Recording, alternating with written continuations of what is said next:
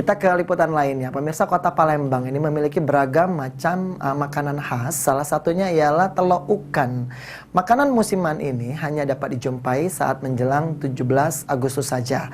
Dan biasanya banyak dijual di sepanjang Jalan Merdeka Palembang. Mungkin Anda penasaran, mungkin yang belum tahu seperti apa telok ukan? Berikut liputannya untuk Anda.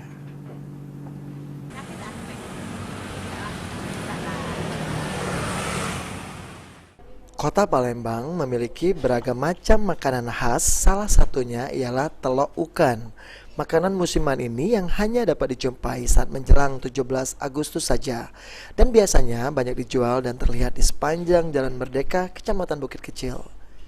Telok ukan ini sendiri terbuat dari telur bebek yang sudah diolah dan dikasih bumbu khusus.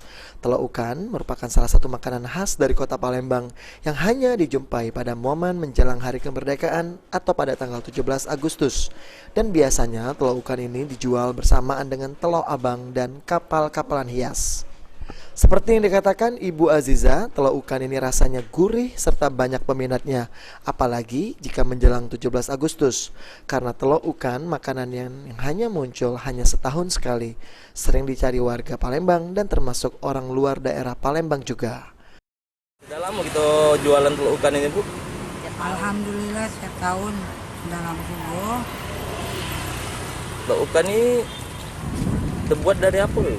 Kalau telur ikan ini kan telur dari bebek, telur bebek, terus dikasih kapur, dikasih tandan, itulah bahannya.